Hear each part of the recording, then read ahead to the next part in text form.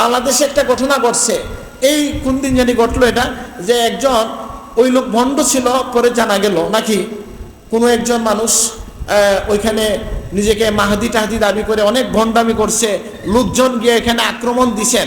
আচ্ছা বুঝলাম আপনি খেপে গেছেন, আপনি প্রতিবাদ করলেন, আপনি নিন্দা করলেন, কিন্তু সর্বশেষ যে ঘটনা ঘটলো এটা কি ইসলাম সাপোর্ট করে?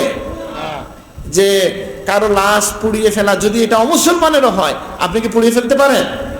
তাহলে আমরা যারা ইসলামের দাবি করছি তারা অনেক সময় ইসলামের গণ্ডি পার হয়ে যায়।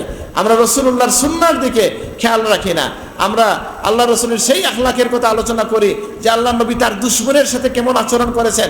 সকলে যে ঘটনাটা জানেন, আল্লাহর হাবিব কে আয়েশা একজন দর্শি কি তরবারি বলছে, মান ইয়ামনাউকা মিন্নি, কে তোমাকে আমার কাছ থেকে বাঁচাবে?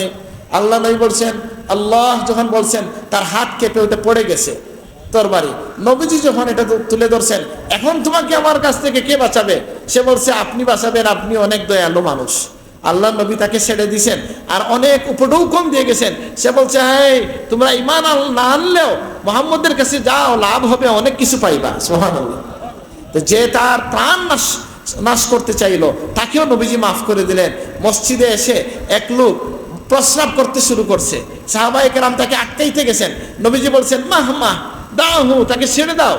কারণ কি, যে তাকে প্রস্রাব হচ্ছে এমন একটা বিষয় হঠাৎ করে শুরু করে আটকানো যায় না। তো নবীজি তাকে এই কাজ শেষ করতে দিলেন, তারপরে ডাকলেন, ডেকে জিজ্ঞেস করলেন, বললেন, ইন্না এই মসজিদটা হচ্ছে ইবাদতের জায়গা, তুমি যে কাজ করছো এই কাজের জায়গা এটা না। তো আল্লাহ নবী যে মহব্বতের সাথে তাকে বুঝাইয়ে বললেন, এই যে ভালোবাসলেন, আপনার বাংলাদেশে এইরকম কোনো ঘটনা মসজিদে ঢুকে যদি কোনো পাগলও করে, তাহলে এই লোক কি জান নিয়ে যেতে পারবো নি? পারবো নি?